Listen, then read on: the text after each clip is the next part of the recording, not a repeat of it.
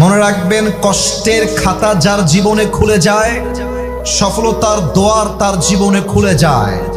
যার জীবনে সে যত কষ্ট পায় সে ততদূর সামনের দিকে এগিয়ে যায়। আপনি বিল গেটসের জীবনী পড়েন, আপনি ইলন মাস্কের জীবনী পড়েন, আপনি শাহরুখ খানের জীবনী পড়েন, দুনিয়াবি যারা সফল তারা, পৃথিবীতে এমন কোনো মানুষ নেই যারা সফল হয়েছে লাথি গুতা খাওয়া ছাড়া। জীবনে যত বাস খাবেন তত সামনে আগাবেন। অতএব কেউ ধোঁকা দিলে হতাশ হওয়ার কিছু নাই। আমি আমার একটা ওয়াজে বলেছিলাম, ধোঁকা একজন সৌভাগ্যবান মানুষ খায়, কারণ ধোঁকার দ্বারাই প্রমাণ হয় একমাত্র আল্লাহ ছাড়া আমার দ্বিতীয় আর কেউ আপন হতে পারে না। তো তুমি যদি কখনো তোমার রক্তের আপন মানুষ দ্বারা প্রতারিত হও, স্মরণ করবা ইউসুফ আলাইহিস সালামের কথা, যিনি তার আপন ভাই দ্বারা প্রতারিত হয়েছিলেন। যদি তুমি দেখো তোমার ফ্যামিলিতে তোমার বাবা মা তোমার বিরুদ্ধে চলে গিয়েছে, স্মরণ করবা ইব্রাহিম আলাইহিস সালামের কথা, যে ইব্রাহিম আলাইহিস সালাম তার বাবার দ্বারা আগুনে নিক্ষিপ্ত হয়েছিলেন। তুমি যদি তোমার জীবনে প্রচন্ড বিপদে পড়ে যাও, চতুর্পাশে বিপদ আর বিপদ, দেওয়ালে পিঠ ঠেকে গিয়েছে, যাওয়ার কোনো জায়গা নাই, তুমি স্মরণ করবা ইউনুস আলাইহিস সালামের কথা, যাকে আল্লাহ তাআলা মাছের অন্ধকার প্রকোষ্ঠ থেকে মুক্তি দান করেছিলেন। সুবহানাল্লাহ পড়বেন না? যশোরের শাসার ভাইরা, যদি আপনারা দেখেন ফ্যামিলির সবাই আপনাকে মিথ্যা অপবাদ দিচ্ছে, এলাকার মানুষ মিথ্যা অপবাদ দিচ্ছে, আপনার সবচেয়ে কাছের মানুষ আপনাকে মিথ্যা অপবাদ দিচ্ছে, মন ভাঙা যাবে না, হতাশ হওয়া যাবে না। স্মরণ করবেন আম্মা জান আয়েশা রাদিয়াল্লাহু তাআলা আনহার কথা। এরকম চরিত্রবান একজন নারীকে জেনার অপবাদ দেওয়া হয়েছে, তিনি আল্লাহর উপরে ভরসা হারান নাই, আল্লাহ তার সম্মানকে আকাশচুম্বী করে দিয়েছে। ঠিক কিনা বলেন? আপনি যদি আপনার জীবনে প্রচন্ড অসুস্থ থাকেন, জ্বর, মাথা ব্যথা, ক্যান্সার, ব্লাড ক্যান্সার, অসুখ আর অসুখ, স্মরণ করবেন আইয়ুব আলাইহিস সালামের কথা, যিনি 18 বছর অসুস্থ ছিলেন, আল্লাহর কাছে অভিযোগ করেন নাই, তার ভরসার জন্য তাকে রোগ থেকে মুক্তি দিয়েছে একজন। আওয়াজ দিয়ে বলেন সবাই, তিনি কে? আপনি যদি দেখেন আপনার সবচেয়ে কাছের বন্ধু আপনাকে নিয়ে ট্রল করছে, আপনার আব্বা আম্মা আপনাকে হাসির পাত্র বানাচ্ছে, আপনার বউ আপনাকে দেখে মজা নিচ্ছে, মনে করবেন আমাদের প্রিয় নবী মুহাম্মদুর রাসূলুল্লাহ সাল্লাল্লাহু আলাইহি ওয়াসাল্লামের কথা, যিনি তার পরিবারের আপন মানুষ দ্বারা ট্রলের শিকার হয়েছেন, বাট তিনি আশা হারান নাই, সেই নবী পুরো বিশ্বকে জয় করে দেখিয়ে দিয়েছেন। আপনি যদি দেখেন চতুর্পাশের প্রত্যেকটা মানুষ আপনাকে বিপদে ফেলবার জন্য মরিয়া হয়ে গেছে, বিপদে ফেলতে চায়, আপদে ফেলতে চায়, মনে রাখবেন সাইয়্যিদুনা ঈসা আলাইহিস সালামের কথা, যাকে তার কওমের লোকেরা ফাঁসির কাস্টে ঝুলাবার জন্য ষড়যন্ত্র করেছিল, তাকে আসমানে উঠায় নিয়ে রক্ষা করেছিল একজন, তিনি কে? যদি তুমি তোমার জীবনে দেখো একটা মেয়ের বড্ড ভালোবাসতাম, পালাই গেছে, হারাই গেছে, অন্য জায়গায় বিয়ে হয়ে গেছে, মরে গেছে, চলে গেছে, স্মরণ করবা খাদিজা রাদিয়াল্লাহু তাআলা আনহার কথা, যার প্রথম স্বামীও মারা গেছে, দ্বিতীয় স্বামীও মারা গেছে, উনি হতাশ হয়ে যান নাই, তার ভরসার বিনিময়ে আল্লাহ তাআলা তাকে নবীজির সর্বপ্রথম স্ত্রী হিসেবে কবুল করেছে। সুবহানাল্লাহ। অতএব হতাশ হওয়ার কিছু নাই। وَلَسَوْفَ يُعْطِيكَ رَبُّكَ فَتَرْضَى. Put your trust on your Lord. Indeed and verily your Lord will give you something that will definitely make yourself happy. রবের উপরে ভরসা করো, যা হারিয়ে গিয়েছে তার চাইতে উত্তম কিছু দিবে একজন, তিনি কে? আল্লাহ আমাদের সবাইকে হতাশা মুক্ত জীবন দান করুক। পড়েন সবাই আমিন। 3টা তাকবীর দিবেন। প্রথম তাকবীর দিবেন বিবাহিত ভাইরা, দ্বিতীয় তাকবীর দিবেন সিঙ্গেল ভাইরা। আমি দেখতে চাই কার গায়ের জোর কত বেশি। বিবাহিত ভাইরা, মিডিয়ায় রেকর্ড হচ্ছে, আমাদের সম্মান যেন নষ্ট না হয়ে যায়। বিবাহিত ভাইরা, বিবাহিত ভাইরা একটা কাশি দেন। মাশাআল্লাহ, আওয়াজ ভালো আছে, খারাপ না। আর হ্যাঁ, কেউ যদি উঠে যায় ওয়াজের মাঝখান থেকে, নিজ দায়িত্বে লুঙ্গি টান দিয়ে ধরে বসাই দিবেন। তবে খেয়াল রাখবেন লুঙ্গি যেন খুলে না যায়। বিবাহিত ভাইরা তাকবীর দেন আমার সাথে, নারায়ে তাকবীর। ওরে বাবা রে বাবা, মাশাআল্লাহ। আজকে আমাদের বিবাহিত ভাইদের জোর ভালো আছে। সিঙ্গেলরা কি হেরে যাবে নাকি রে বাবা? তোমরা কি পরাজিত হয়ে যাবা? দেখা যাক সিঙ্গেলরা আজকে কেমন পারে। সিঙ্গেল ভাইরা কাশি দেন। আপনারাই আব্বা জানরা নাম্বার দিবেন, খতিব সাহেব আছে, আমার ভাইরা আছে না, আপনারা নাম্বার দিবেন। আমি আপাতত এই দল থেকে বের হয়ে যাচ্ছি। সিঙ্গেল ভাইরা তোমরা একটা কাশি দাও আবার। দেখা যাক কার গায়ের জোর কত বেশি। সিঙ্গেলরা, বিবাহিত ভাইরা চুপ থাকে, নাহলে হেরে যাবেন কিন্তু। সিঙ্গেল ভাইরা নারায়ে তাকবীর। বিবাহিত ভাইরা আমাকে মাফ করে দিবেন। ইস রে, ভেবেছিলাম জিতে যাবে রে, সিঙ্গেলরা সব হারাই ফেলছে। যাই হোক, কষ্ট বেশি তো, তাই গায়ে একটু জোর বেশি। যুবক ভাইরা কি বলো? এবার আর কোনো ভাগাভাগি নাই। তাকবীর শেষ হবে, তাফসীর শুরু হবে। তবে এমন জোরে তাকবীর দিবেন যেন যশোরের শার্ট তাকবীরের আওয়াজের ঠেলায় আমি আসিফ ফজুর স্টেজ ভেঙে উল্টে নিচে পড়ে যাই। আচ্ছা, সবাই মিলে একটা কাশি দেন। নারায়ে তাকবীর। আল কোরআনের আলো, আল হাদিসের আলো, কোরআন হাদিস যেখানে, আলেম ওলামা যেখানে, শার্শাবাসী যেখানে, আল্লাহ যেন কবুল করে। পড়েন সবাই আমিন। আমার প্রিয় যশোরের ভাইরা, আপনাদের সাউন্ডে প্রমাণ হয়ে গিয়েছে আজকের এই মাহফিলে যশোরের সন্তানরা কাপুরুষের সন্তান নয়, সব বীর পুরুষের সন্তানগুলো আমার। আল্লাহ যেন বীর পুরুষের সন্তানগুলোকে আলী রাদিয়াল্লাহু তাআলা আনহুর মতো কবুল করে নেয়। পড়না আমিন। আসুন মূল আলোচনায় ফিরে যাই।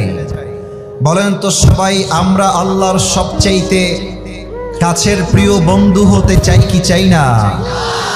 আমরা কি আল্লাহর সবচাইতে কাছের বান্দা হতে চাই কি চাই না? আজ আলোচনার সেন্ট্রাল থিম বা সাবজেক্ট ম্যাটার হলো how can we get closer to Allah সুবহানাহু ওয়া তাআলা। আমরা রবের সবচাইতে কাছের বান্দা হতে পারি কেমন করে? ইনশাআল্লাহ আজকে আমরা এই বিষয়ে কিছু কথা কোরআন এবং হাদিস থেকে বলার সর্বোচ্চ চেষ্টা করব। আপনারা হয়তোবা নাম শুনেছেন, পাকিস্তানের একজন টপ ফেমাস স্কলার, তার নাম হলো মাওলানা তারিক জামিল। নাম শুনেছেন আপনারা? দেখবেন যে সাদা পায়জামা পরে, সাদা পাঞ্জাবি পরে। এই তোমরা কেন এগুলো করছো কলিজার ভাইরা? কেন করছো? এই বেসটা বাড়ান, মোটা রাখেন বেস। ডানের ভাইরা বসার জায়গা থাকলে বসে যান, নয় ডানে যান, যে কোনো একটা। এদেরকে ডিস্টার্ব করা যাবে না, এরা সব শান্তশিষ্ট হয়ে বসে আছে। মেহেরবানি করে চুপ থাকেন। মাওলানা তারিক জামিল তার ওয়াজের মধ্যে একটা কথা সেই দিন বললেন, যেটা আমার কলিজায় আঘাত লেগেছে। মাওলানা তারিক জামিল একটা কথা উর্দুতে কোট করলেন। আমি উর্দুতে কোট করছি first of all, and secondly আমি এটাকে বাংলায় তর্জমা করে দেওয়ার ট্রাই করব আমার প্রিয় শার্শার ভাই। মাওলানা তারিক জামিল বলেন, जिसे अल्लाह मिला और दुनिया में उसे कुछ भी ना मिला, फिर भी उसे सब कुछ मिला, और जिसे दुनिया में अल्लाह ना मिला और उसे दुनिया में सब कुछ मिल गया, फिर भी हकीकत में उसे कुछ भी ना मिला। एर माने हलो जे अल्लाह के पेलो और दुनियार किछुई से पेलो ना, তবুও সে সব কিছু পেল।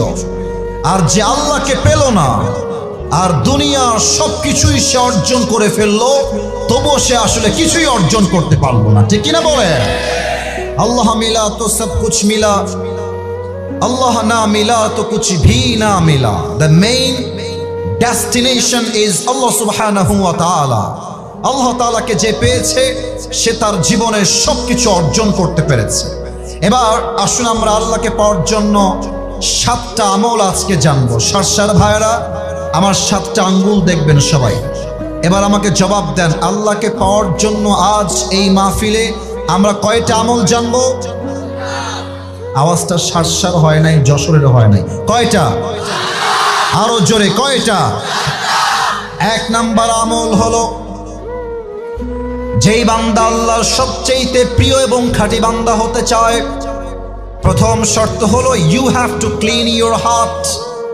এক নাম্বার সত্য, আত্মার পরিশুদ্ধি করতে হবে। আত্মা যার ঠিকঠাক তার সব ঠিকঠাক, আত্মা যার নষ্ট তার পুরো দেহটাই নষ্ট, ঠিক কিনা বলে? আচ্ছা, আপনারা দেখবেন যে আগে 5 আগস্টের আগে অনেক নেতা ছিল, উপরে ফিটফাট, ভেতরে পুরোটাই সদরঘাট। এবং অনেক নেতাকে আমি দেখেছি যারা অজু ছাড়া নামাজ পড়তো, আমি নিজের চোখে দেখেছি। আপনারা একটা নাম বলবো, বজলুর রশিদ হুজুরের নাম কি কেউ শুনেছেন? ওনার বাসা উত্তরবঙ্গের বগুড়ায়।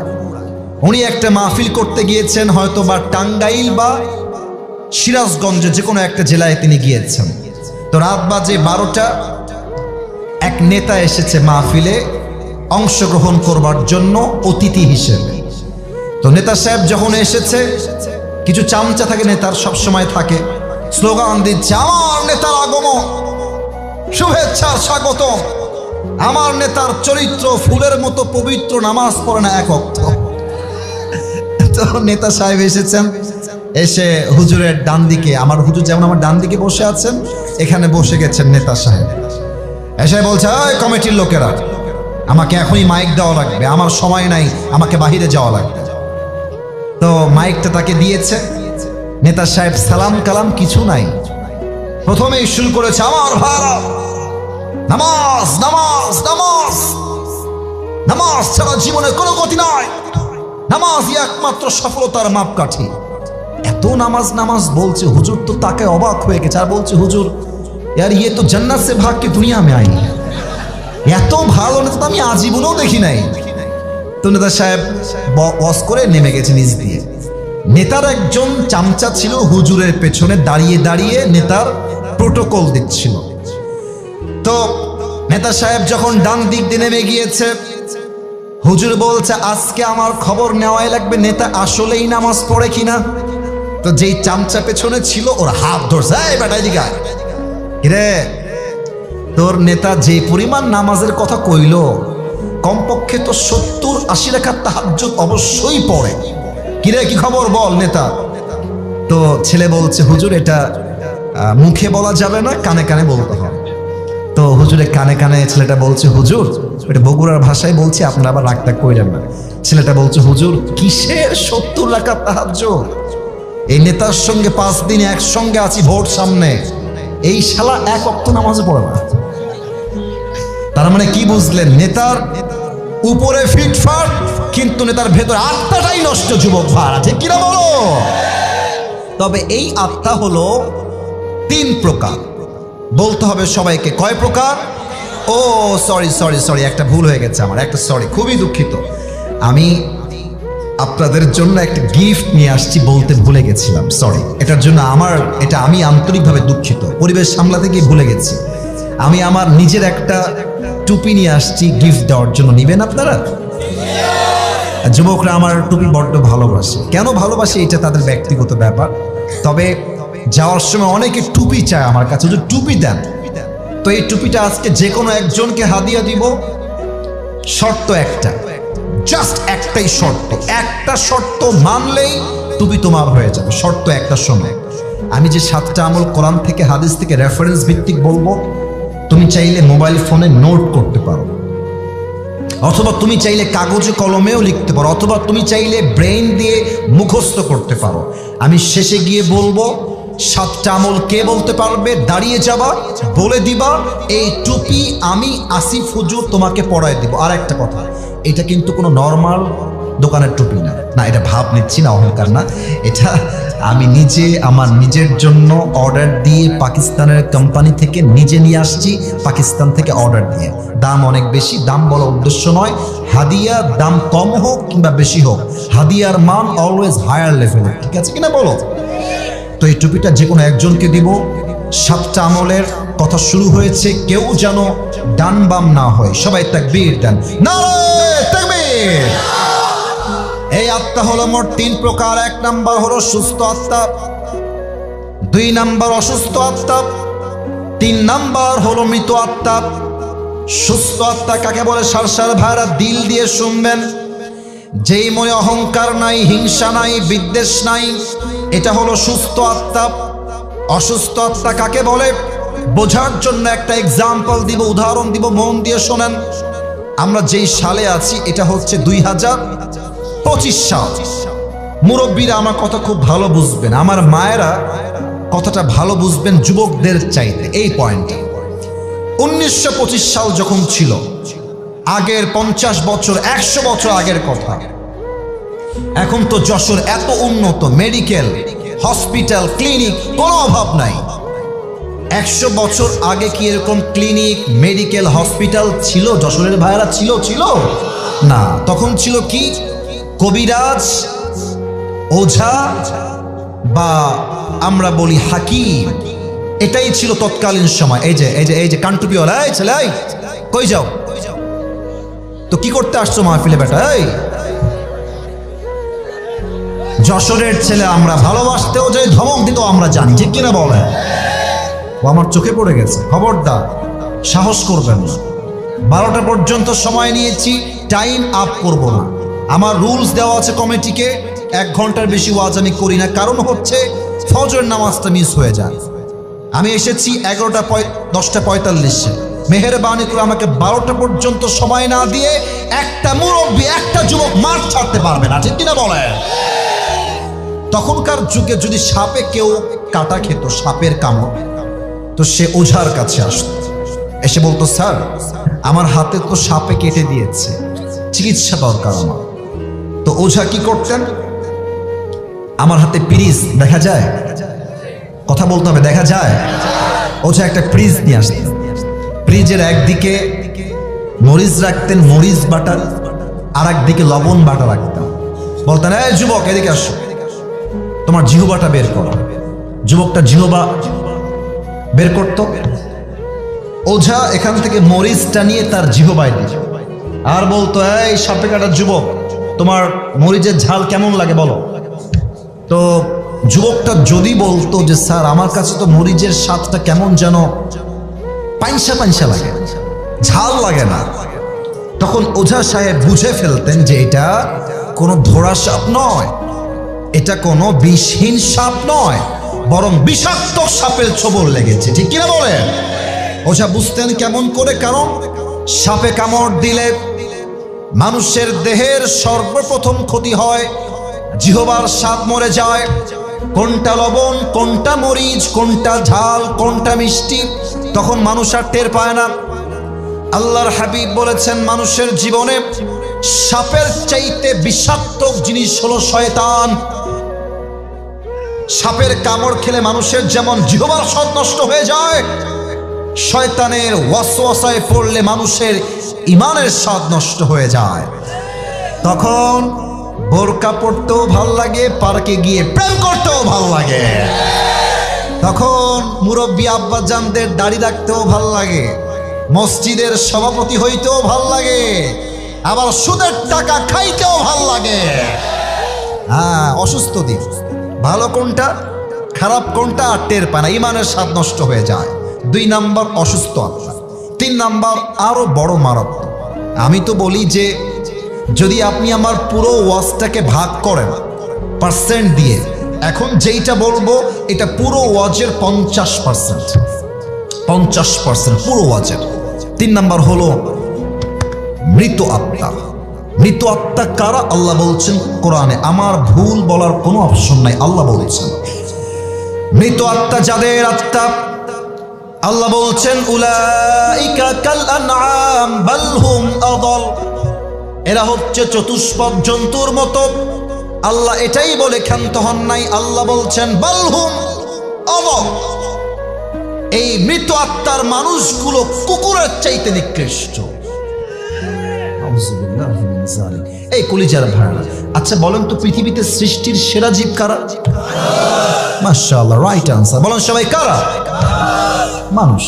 আমি যখন এখানে আলেম ওলামা আছেন, খতিব সাহেব আছেন, এটা আমি বলতে লজ্জা পাচ্ছি না, আমি যখন এই আয়াতের তর্জমা পড়ি আমি তাফসীরের কিছুই বুঝে আসে নাই, আমার ক্লাসেও বুঝে আসে নাই, পরবর্তী সময় আমার জিনিসটা বুঝে আসে নাই যে আসলে মানুষ কুকুরের চাইতে খারাপ কেমনে হইল। এটা তো আশরাফুল মাখলুকাত।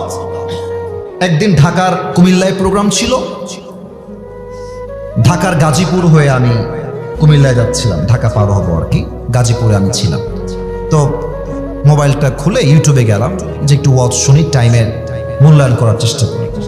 তো ঢুকেই দেখছি প্রথমেই ময়মনসিংহে আল্লামা দেলোয়ার হোসেন সাইদি হুজুরের ওয়াজ, একটা ক্যাপশন সহ আমার সামনে একটা ওয়াজ আসছে। আমি অন করলাম, অন করেই দেখলাম যে হুজুর সেই দিন এই আয়াতের ব্যাখ্যা করছে যে মানুষ কুকুরের চাইতে খারাপ কেন। আমি শুনে এত সুন্দর ব্যাখ্যা উনি দিয়েছেন, আমার পুরো আয়াতের ব্যাখ্যা স্পষ্ট হয়ে গেছে। আচ্ছা দেখেন, এখন মনে করেন যে রাত বাজে 11:40, 12টার পর যখন মাহফিল থেকে বাসায় যাবেন, এই রাস্তায় কিছু রাত্রেবেলা 1টার সময় 2টার সময় কুকুর থাকে না যশোরের ভাইরা? একা গেলে বুঝবেন যে বাস কারে কয়। হ্যাঁ, 10 জন গেলে বুঝে আসবে। এই বাসটা আমি আমার জীবনে বহুবার খেয়েছি, তো তাই এটা আমি জানি। সেদিন আমার মাহফিল ছিল উত্তরবঙ্গের নওগাঁ জেলায়, নাম তো শুনেছেন তাই না, নওগাঁ। তো মাহফিল করে বাসায় আসলাম, তো ড্রাইভার সাহেব বলছে, হুজুর আজকে খুব ক্লান্ত হয়ে গেছি, আপনাকে আর আগায় দিব না, আমি চলে গেলাম, আপনি বাসায় উঠে যান ফ্ল্যাটে। মানে কপাল খারাপ হইলে যা হয়। তা আমার দারোয়ান সেই দিন সেই মরার ঘুম দিয়েছে। আমি ড্রাইভার সাহেবকে বিদায় দিয়েছি, টাটা বাই বাই আল্লাহ হাফেজ, এদিকে দারোয়ান ঘুম থেকে উঠে না। দারোয়ান সাহেব ওঠে, হ্যাঁ দুনিয়াতেই নাই। আমি যখন চিল্লাইতেছি, আমার চিল্লানির সুরে কয়েকজন আল্লাহর সৃষ্টি আমার কাছে এসেছে। আমি যখন পেছনের দিকে তাকিয়েছি, দেখছি মাশাআল্লাহ নুরানি চেহারা আমার দিকে তাকিয়ে আছে 5টা কুত্তা। আমি কি করব, আমি তো ভয়ে থরথর করে কাঁপতেছি। এত বড় হুজুর হয়েও আমার ভয়ে একদম জীবন শেষ। আমি পড়ছি ইন্না লিল্লাহি ওয়া ইন্না ইলাইহি রাজিউন, কাজই হয় না। এমন ঘেউ ঘেউ শুরু করেছে। দারোয়ানের কপাল ভালো, আমি ডাকছি শুনতে পাই না, কুকুর ডাকছে, তার ঘুম ভেঙে গেছে। পরে এসে সে গেটটা খুলে দিয়েছে। তো দেখেন, এখানেই আমি আপনাকে তাফসীরটা বোঝাবো, এই জন্য হাসাহাসি একটু মজা করলাম। মনে করেন যে আমি আসিফ হুজুরের একটা কুকুর আছে, কুকুরের নামটা একটা নাম দেই, টমি। হ্যাঁ মাশাআল্লাহ, টমি। তো দেখেন, এই যে আমার ডান হাত দেখেন, সারসার ভাড়া 2টা লাইট এবং মাঝে একটা লাইট, মোট 3টা লাইট এইখানে আছে, দেখা যায় 3টা লাইট আছে। আচ্ছা, এবার একটু এক্সাম্পল বুঝবেন। ওই সামিয়ানার বাহিরে, পর্দার বাহিরে পুরোটাই অন্ধকার, কিছু দেখা যায় না। তো রাত বাজে 1টা, মাহফিল শেষ করে আমি বাসায় আসছি। কুকুর হচ্ছে আমার বাসার পাহারাদার, একদম লাইটের নিচে সে দাঁড়িয়ে আছে আর দেখছে অন্ধকার থেকে someone is coming from outside, বাহির থেকে কেউ যেন আসছে। কুকুর বোঝে না যে মালিক আসতেছে, তো কুকুর বুঝে গেছে মনে হয় চোর আসছে, ঘেউ ঘেউ ঘেউ ঘেউ শুরু করে দিয়েছে। তো দেখেন, আমি আস্তে আস্তে হাঁটতে লাইটের নিচে আসলাম। And now my face is clear. এখন আমাকে দেখা যায় যে এটা আসিফ হুজুর। দেখবেন কুকুরের মালিক যখন কুকুরের সামনে চলে আসে, কুকুর যখন মালিককে চিনতে পারে মালিক আসছে, দেখবেন কুকুর আর ঘেউ ঘেউ করে না, তখন সোজা মাথা নিচু করে মালিকের পায়ের সামনে ঝুঁকে যায়। আর কুকুর তার ভাষায় বলে, I am extremely sorry sir, আমি আসলে প্রথমে আপনাকে চিনতে পারিনি, আপনি আমাকে মাফ করে দিবেন স্যার, চিনলে আমি ঘেউ ঘেউ করতাম না। আল্লাহ বলছে, বান্দা, একটা কুকুর যার কোনো কমন সেন্স নাই, যার কোনো বুদ্ধি নাই, জ্ঞান নাই, তাকে তার মালিক জাস্ট একটা রুটি বা পাউরুটি দিয়েছে, অথবা 1 গ্লাস পানি দিয়েছে, একটা কলা দিয়েছে। একটা রুটি খেয়ে কুকুর তার মালিককে চিনতে 1 বিন্দু পরিমাণ ভুল করে নাই। আর আমি আল্লাহ রাব্বুল আলামিন মানুষকে চোখ দিলাম, নাক দিলাম, কান দিলাম, ঠোঁট দিলাম, জীবন দিলাম, রুহ দিলাম, খাওয়ার দিলাম, বাড়ি দিলাম, গাড়ি দিলাম, নারী দিলাম, বউ দিলাম, বাচ্চা দিলাম, মা দিলাম, বাপ দিলাম, সব দিলাম। এই নিমক হারাম মানুষগুলো সবাইকে চিনল, বাট যে মালিক তাকে এত কিছু দিল, সে মালিককে সে চিনল না, সে কুকুরের চাইতে নিকৃষ্ট হয়ে গেল। উলাইকা কাল আনআম বাল হুম আদাল। এই মানুষগুলো কুকুরের চাইতে খারাপ। আল্লাহ যেন আমাদের সবাইকে ভালো মানুষ হওয়ার তৌফিক দান করে। পড়ুন আমিন। ওই যুবকদেরকে দেখবেন যে মাঝে মাঝে বলবেন যে এই, চল আজকে আসরের নামাজটা জামাতে পড়ে আসছে। বলবে যে হুজুর আমার প্যান্ট খারাপ, প্যান্ট খারাপ। আছে আছে আছে আছে আছে, অনেক যুবক আছে প্যান্ট খারাপ। আসলে প্যান্ট খারাপ না, চরিত্র খারাপ, ঠিক কিনা বলে? কিন্তু এই তাফসির করতে গিয়ে যে আমার একটা গল্প মনে পড়ে গেল, বলা যাবে না মনে হয় না? না থাক, বাদ দেন, রাত হয়ে না রাত হয়ে গেছিল, বলা যাবে না মনে হয়। এক সাপে আর ব্যাঙে ছিল খুব বন্ধুত্ব। আমাকে বলতে হবে সাপ আর, হ্যাঁ জোরে কও, সাপ আর। তো একদিন ব্যাঙ সাপকে ডাক দিয়ে বলতেছে, বন্ধু তুমি দেখতে বড্ড সুন্দর বন্ধু, তোমার যে চেহারা বন্ধু জাস্ট ওয়াও, এরকম চেহারা আমি জীবনেও দেখি নাই বন্ধু। তো সাপ তো পাম্পটি খেয়ে ফুলে গেছে, বলছে বন্ধু আরো বলো আরো বলো। তো ব্যাঙ বলছে, বন্ধু তুমি যখন এমনি ফস করো বন্ধু, দেখতে কঠিন লাগে বন্ধু, তুমি আসলেই সুন্দর বন্ধু। এবার সাপ তো পাম্পটি খেয়ে ফুলে গেছে। একটু পর ব্যাঙ ডাক দিয়ে বলছে, বন্ধু তোমার চেহারাও সুন্দর, গায়ের রং সুন্দর, তোমার ফসফস করা দেখতেও আমার সুন্দর লাগে, বাট বন্ধু তোমার একখান জিনিস আমার মোটেও ভালো লাগে না। বন্ধু কি কও দি, কি বিষয় ভালো লাগে না? তো বলছে যে বন্ধু তুমি যখন রাস্তা দিয়ে হাঁটো, এই সোজা হয়ে হাঁটো না, কেমন ত্রিং বিরিং করে হাঁটো। তো বন্ধু এই ত্রিং বিরিংটা আমার পছন্দ হয় না, তুমি কি সোজা হয়ে হাঁটতে পারো না বন্ধু? সাপ বলছে, বেয়াদব, এত বড় সাহস, তুই আমার ভুল ধরিস, আজকে তোর একদিন কি আমার একদিন। সাপ এমনি ফস করে উঠছে। ব্যাঙ বলছে, বন্ধু তুমি তো লোক সুবিধান না, তোমার এতগুলো প্রশংসা করলাম তোমার গায়ে ঠেকলো না, তোমার একখান বদনাম করলাম তোমার গায়ে লেগে গেল বন্ধু, তুমি তো লোক সুবিধান না। ব্যাঙ রাগ করে দিয়েছে, একলা পড়ছে পুকুরের ভেতরে। এখন পাশে ছিল এক রাখাল। রাখাল বলছে, ফস ফস করে উঠলো কিডারে, মানে কিডা? দৌড় দিয়ে আসছে রাখাল মামা, এসে দেখছে মাশাআল্লাহ সাপ মামা এভাবে ফস করে ফেনা তুলে আছে। রাখালের হাতে ছিল বিশাল লম্বা একটা লাঠি। রাখাল বলছে, দেরি না করে বিসমিল্লাহ বলে শুরু করা যাক। এবার রাখাল মাশাআল্লাহ সাপ মামাকে ধরে পিটা, সেই পিটা 5 মিনিট পিটায় সাপরে একদম সোজা করে ফেলছে, একদম সোজা। এখন সাপ সোজা হওয়ার পর আর কোনো কথা কয় না। এখন ব্যাঙ যে সে পুকুরে পড়ছিল, ব্যাঙ কয়, কিরে আমার বন্ধু গেল কোহানে, বন্ধু কথা কয় না কিসের জন্য, বন্ধু গেল কোহানে আমার। এখন ব্যাঙ লাফ দিয়ে উঠে আসছে, এসেই দেখছে বন্ধু আর ত্রিং বিরিং নাই, বন্ধু সোজা হয়ে গেছে। কিরে ব্যাঙ বলছে, কিরে বন্ধু সোজা হলো কেমন বেলা? দৌড় দিয়ে আসছে ব্যাঙ সাপের কাছে, এসে দেখছে বন্ধু আর জিন্দা নাই, বন্ধু সাপের ফেনা মেনা বিষ বের হয়ে বন্ধু দুনিয়ার থেকে বিদায় নিয়ে পটল তুলেছে।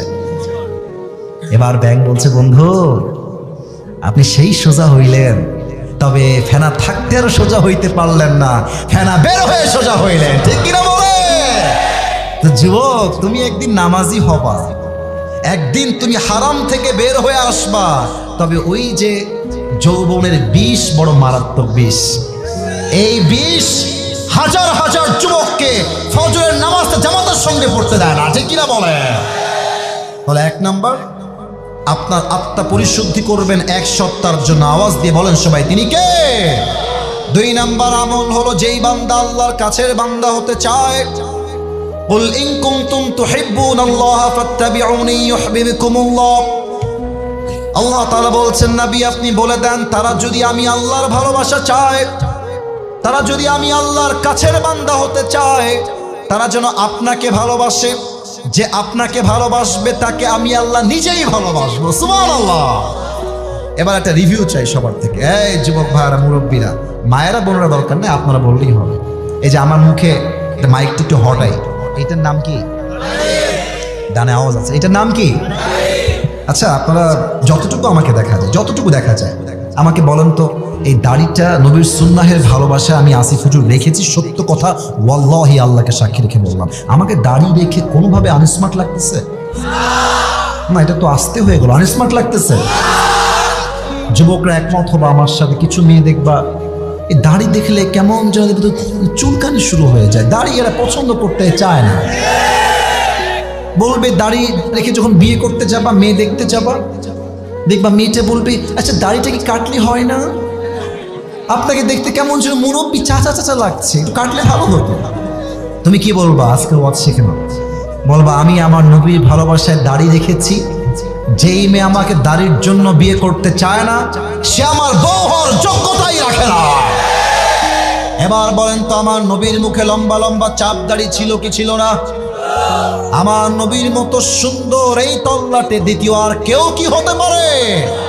চাঁদের চেয়ে সুন্দর তুমি, নবী আমার কমলি হিওয়ালা, দো জাহানের বাদশা তুমি, প্যারা নবী সাল্লে আলা, দো জাহানের বাদশা তুমি, প্যারা নবী সাল্লে আলা, চাঁদের চেয়ে সুন্দর তুমি, নবী আমার কমলি হিওয়ালা। সুবহানাল্লাহ। সময় তো মেয়েদের তো দাড়িওয়ালা পছন্দ হয় না, দেখবা গাঞ্জাখোর খুব পছন্দ হয় অনেক মেয়ে।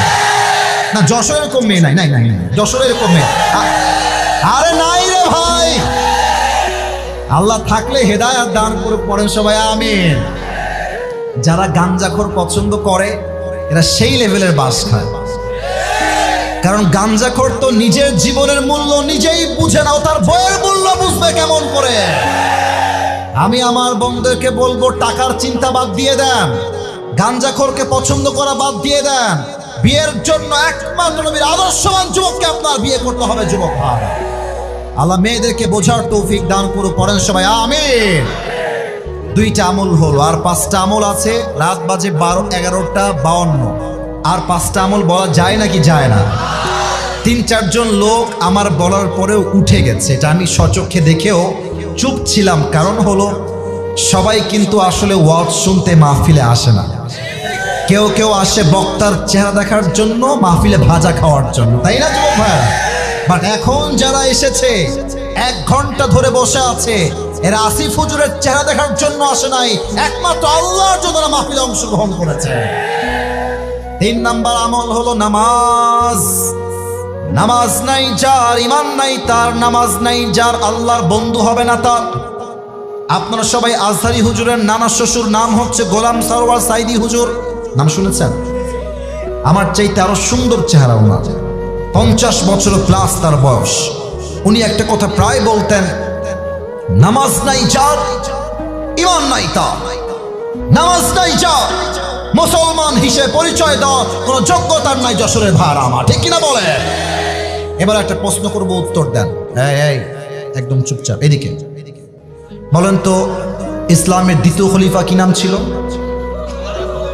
হ্যাঁ, ওমর। আবু বকর বললে ভুল হবে, প্রথম খলিফা আবু বকর, দ্বিতীয় খলিফা ওমরে ফারুক রাদিয়াল্লাহু তাআলা আনহু। আমি যতগুলো হাদিস উল্লেখ করব, এটা হচ্ছে আমার সর্বশেষ হাদিস। শেষ ভালো যার, সব ভালো তার।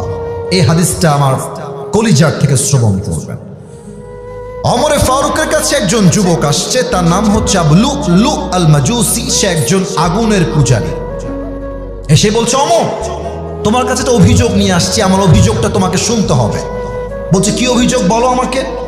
তো যুবকটা বলছে, ওমর আমার যে মালিক আছে সে প্রত্যেক দিন আমার কাছে 6 দিরহাম চার্জ করে। বলেন সবাই আমার হাতের দিকে তাকিয়ে, কয় দিরহাম?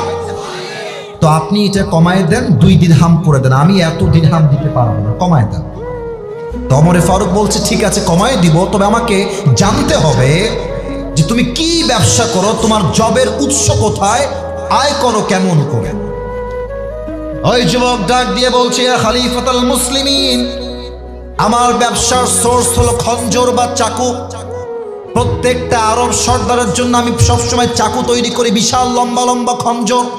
খঞ্জর কাকে বলে? আমার ডান হাত দেখবেন, look at my right hand, এখানেও চাকু, এখানেও চাকু। মাকবাদাতুহু ফি ওয়াসাতি, হ্যান্ডেলটা হচ্ছে মাঝখানে, এটার নাম হচ্ছে আরবিতে খঞ্জর। বলছে ও মাশাআল্লাহ, তুমি খঞ্জর বানাও?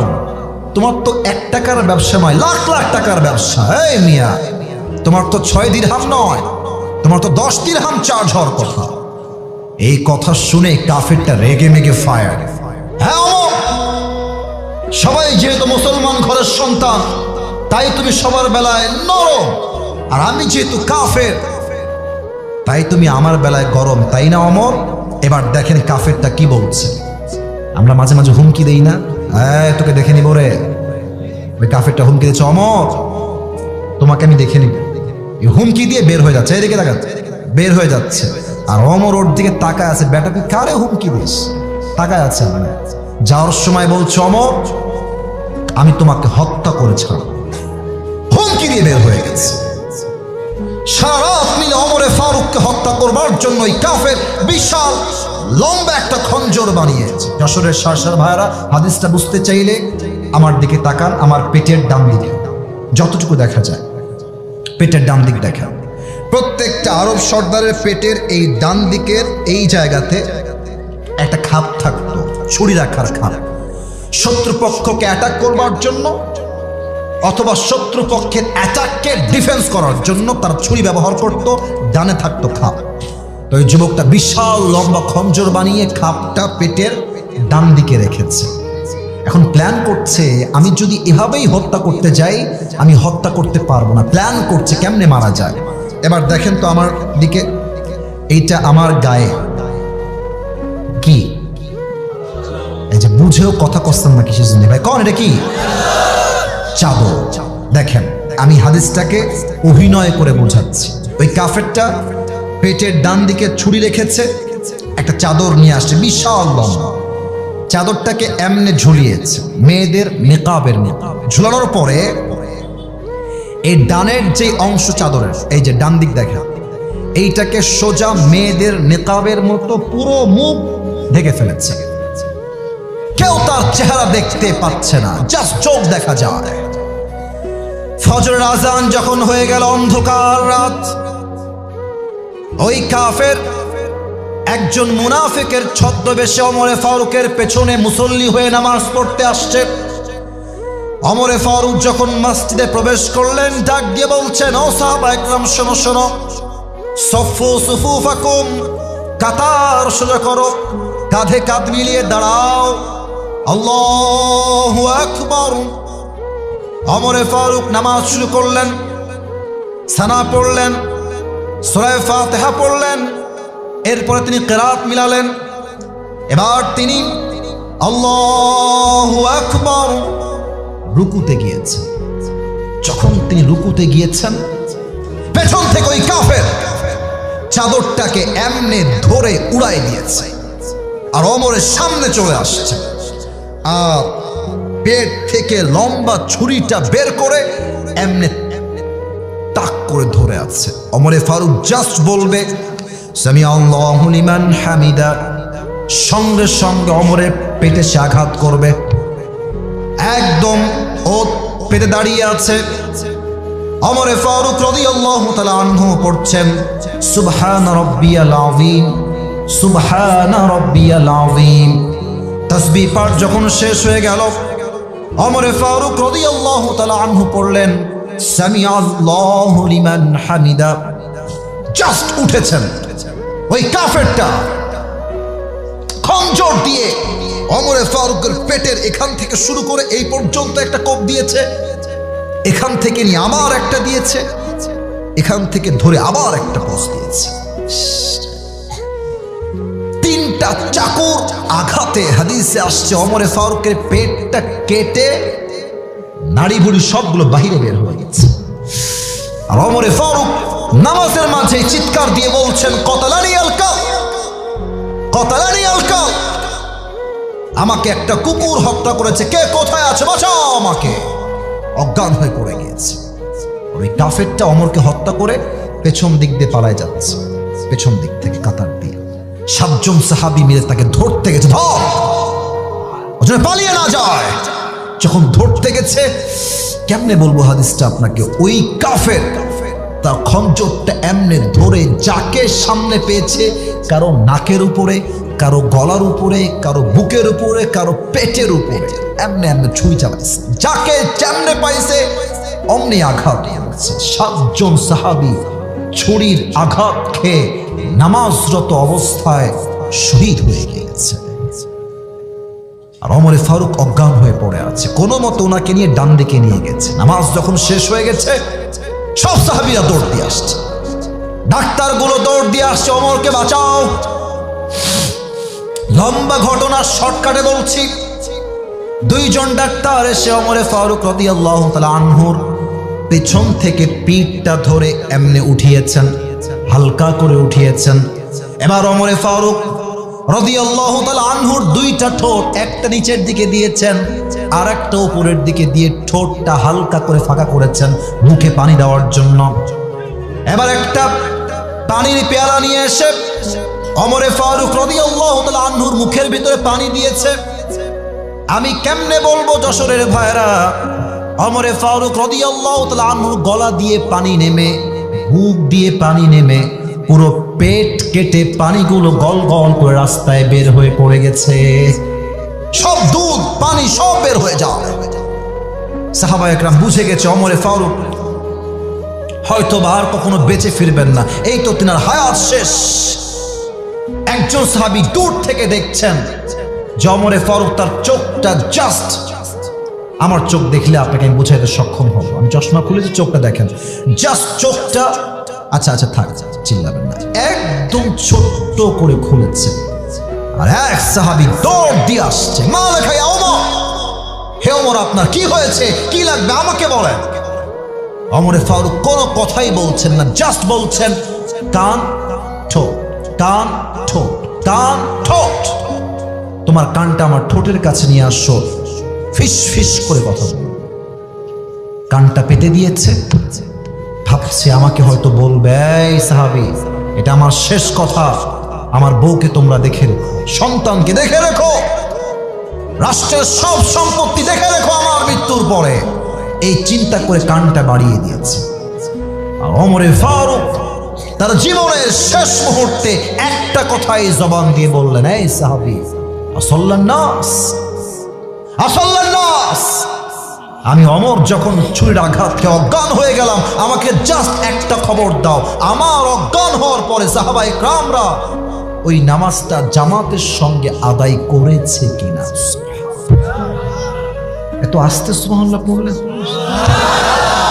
আরে ভাই, একটা মানুষের পেট কেটে গেছে, নাড়ি ভুঁড়ি বের হয়ে গেছে, কোন সাহাবী যাকে আল্লাহর হাবিব দুনিয়াতে জান্নাতের টিকিট দিয়ে দিয়েছে, সেই মানুষটা এই মুহূর্তে এসে নামাজকে ভুলে নেয়, নামাজকে ভুলে নেয়। আর বলতে লজ্জা লাগে আমার, আসরের আজান হয়ে যায়, যুবকরা মোড়ে মোড়ে দাঁড়িয়ে পাবজি ফ্রি ফায়ার খেলে বেড়ায়, কেউ টিকটক বানিয়ে বেড়ায়, কেউ ক্রিকেট খেলে বেড়ায়, ঠিক কিনা বলে? নামাজ নাই যার, আল্লাহ হবে না তার। এই তিনটা ব্যাখ্যা সহকারে বললাম, বাকি চারটা জাস্ট বলেই শেষ করে দিচ্ছি। তোমরা মাঝে ডিস্টার্ব করেছো, আমি দেখেও না দেখার ভান করেছি, কারণ আমি ভালোবাসি তো, ধমক দিয়ে চাচ্ছি না, শেষ পর্যন্ত চলে আসছি, আর কোনো কথা বললো না। দেখো তো বাম দিকে তাকায়, কত ভদ্র চুপচাপ বসে আছে, একজন ওঠে না এই পাশ থেকে, যত সব ঝামেলাই ডান পাশে। মেহেরবানি করে তোমাদের পায়ে হাত রেখে বলছি, আর কোনো আওয়াজ করলো না। 4 নাম্বার আমল হচ্ছে, যদি আপনি আল্লাহকে পেতে চান, আব্বা আম্মার দোয়ার প্রয়োজন আছে। আব্বা আম্মার দোয়া আছে যার, আল্লাহ হবে তার। অনেকে বউ পেয়ে আব্বা আম্মাকে আমরা ভুলে যাই, অনেকে গার্লফ্রেন্ড পেয়ে আব্বা আম্মাকে ভুলে যায়। মনে রাখবা, বিপদে পড়লে গার্লফ্রেন্ডকে হারিকেন দিয়েও খুঁজে পাওয়া যাবে না।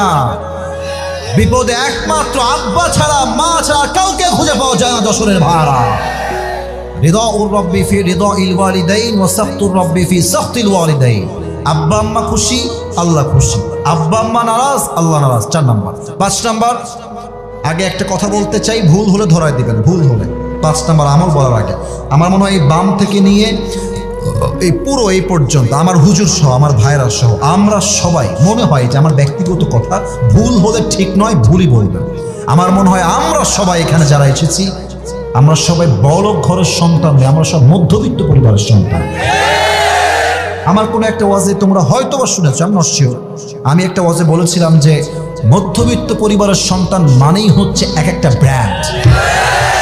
আমাদেরকে সাইকেল দিবেন চলবে, বাইক দিবেন চলবে, কার দিবেন চলবে, কিছুই দিবেন না, বলবেন হেঁটে হেঁটে আসো তাও চলবে। ভাত দিবেন, ডাউল দিবেন চলবে, ভাত দিবেন, ভর্তা দিবেন চলবে, ভাত দিবেন, কিছুই দিবেন না, 1 গ্লাস পানি দিবেন, একটা মরিচ দিবেন, পান্তা ভাত হলেও চলবে। কেন?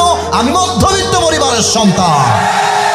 আপনি আমাকে খাট দিবেন, ঘুমায় যাবো, খাট দিবেন না তাও ঘুমাবো, বালিশ দিবেন ঘুমাবো, বালিশ দিবেন না তাও ঘুমাবো, কম্বল দিবেন ঘুমাবো, কম্বল দিবেন না তাও ঘুমাবো। কারণ হলো আমি বড়লোক ঘরে ধাপুস ধুপুস খেয়ে বড় হওয়া ব্রয়লার মুরগি নই। আমি আমি যেমন মধ্যবিত্ত পরিবারের সন্তান আরাম করতে পারি, আমি চাইলে হাড় ভাঙ্গা পরিশ্রম করতে পারি যুবক ভাইরা, ঠিক কিনা বলো? আল্লাহ বলছে, বান্দা তোমার জীবনে আমাকে পাওয়ার সবচাইতে বড় উপায় হলো ধৈর্য। বলতে হবে সবাইকে, 1 নম্বর উপায় কি আমাদের জন্য? ধৈর্য। যদিও 5 নম্বর, তবে আমাদের জীবনে ধৈর্য ছাড়া কোনো গতি নাই। কিয়ামতের দিনে আল্লাহ বলবে, এই আব্দুর রহমান বের হও, এই আব্দুর রহিম বের হও। আল্লাহ, আমরা বের হব কেন? আমরা কি জান্নাত পাবো না? আল্লাহ বলবে, বাপ বান্দা জান্নাত পাবা, তবে সবাই হিসাব করে জান্নাত পাবে, আর আমি আল্লাহ তোমাদেরকে বিনা হিসাবে জান্নাত দিব না। সুবহানাল্লাহ, যশোরের শাসার সুবহানাল্লাহ তো হয় না, জোরে বলো সুবহানাল্লাহ। আচ্ছা আল্লাহ, আমরা জান্নাত পাবো বিনা হিসাবে কেন? আল্লাহ বলে, বান্দা ওই যে তোমাকে আসিফ হুজুর বলেছিল তুমি কেমন আছো, আর তুমি সব কষ্ট ভুলে আমার উপরে সবর ধারণ করে শুকরিয়া তান পড়েছিলা, আলহামদুলিল্লাহ ইন্নামা ইউফাস সাবিরুনা আজরুহুম বিগাইরি হিসাব। আজকে আমি আল্লাহর ধৈর্যশীল বান্দার জন্য বিনা হিসাবে জান্নাত লিখে দিলাম। সুবহানাল্লাহ। অতএব 5 নম্বর আমল হলো আল্লাহকে পাওয়ার জন্য অবশ্যই অবশ্যই অবশ্যই ধৈর্যশীল হতে হবে। রাজি আছেন তো সবাই ইনশাআল্লাহ? 6 নম্বর আমলটা খুবই সহজ। আমরা দুনিয়ামুখী নই, পরকালমুখী হব। এটা আমি মেয়েদেরকে বলতে চাই, যারা বউ আছেন বা আগামীতে বউ হবেন। এখানে অনেক স্বামী এসেছেন, অনেক মুরব্বীরা এসেছেন। মেয়েদের জাস্ট ডিমান্ডের জন্য হাজার হাজার সংসার ভেঙে যায়, তালাক হয়ে যায়, ডিভোর্স হয়ে যায়। ইভেন আমার আফসোস লাগে, প্রবাসী আমার ভাই সারাটা জীবন কষ্ট করে মাথার ঘাম পায়ে ফেলে দেশে টাকা পাঠায়, আর বউটা এমন বেঈমানের বেঈমান, ওই টাকা দিয়ে এমবি ভরে নিজের স্বামীকে মাইনাস করে আর একটা যুবককে বলে আই লাভ ইউ। বলেন সবাই, আছে না নাই? আমি প্রত্যেকটা মেয়েকে বলবো, আমার বোনেরা, আপনাদেরকে আমি শ্রদ্ধার সাথে বলছি, আপনি আপনার স্বামীর সঙ্গে ভিডিও কলে কথা বলবেন। হোয়াটসঅ্যাপ অ্যালাউড না, বুঝে গেছি বিভিন্ন কান্ট্রিতে হোয়াটসঅ্যাপ চলে না, বিধায় আপনি ইমো ইনস্টল দিয়েছেন। আপনার ইমো হবে প্রাইভেট। এই কথা আগে ঠিক না, আগে বোঝেন। আপনার ইমো হবে প্রাইভেট। আননোন কোনো পারসন আপনাকে কল দিতে পারবে না, কোনো ইমো গ্রুপে অ্যাড দিতে পারবে না, কোনো আননোন পারসন আপনাকে চাইলে ভিডিও কলে কন্ট্যাক্ট করতে পারবে না। এমন ইমো আপনাকে প্রাইভেসি মেনটেন করতে হবে। অনেক মেয়ে ইমো খুলে শুধুমাত্র স্বামীর সঙ্গেই কথা বলার জন্য, কিন্তু ইমোতে এত পরিমাণ নোংরা মহিলারা বসবাস করে, এই সমস্ত নোংরা মহিলার জন্য ভালো ফ্যামিলির মেয়েগুলোও নষ্ট হয়ে যায়। আমি মেয়েদেরকে বলবো, যাদের স্বামী আছে প্রবাসে, আপনার ইমোতে একটাই ফ্রেন্ড থাকবে, একজন অ্যাড থাকবে, and he should be your husband and nobody else, ঠিক কি না বলেন? 2 নাম্বার কথা, যেই মেয়েদের স্বামীরা প্রবাসে আছে, আমি কিন্তু ভদ্রতার সাথে বলছি, আমি কিন্তু বিনয়ের সঙ্গে বলছি, সেই মেয়েরা কখনো বাহিরে যাওয়ার সময় হিজাব ছাড়া, মেকআপ ছাড়া বাহিরে বের হতে পারবেন না। কথা ঠিক আছে কিনা বলুন আপনারা? দেখবেন যে স্বামী থাকে বিদেশে, ছেলে পড়ে স্কুলে, ছেলেকে স্কুলে নিয়ে যাবে মা, সকাল 8টা থেকে মেকআপ করতে শুরু করে। 2 ঘন্টা মেকআপ করে যখন রাস্তা দিয়ে হেঁটে যায়, হাজার হাজার যুবকের ঈমান এবং চরিত্র দুইটাই নষ্ট হয়ে যায়। আমার প্রিয় বোন, আপনি যখন আপনার মেকআপ দিয়ে স্বামীকে বাদ দিয়ে পরপুরুষকে সুখী করেন আর খুশি করেন, মনে রাখবেন এইটা স্বামীর সঙ্গে স্পষ্ট বেঈমানি আর গাদ্দারি ছাড়া কিছুই হতে পারে না।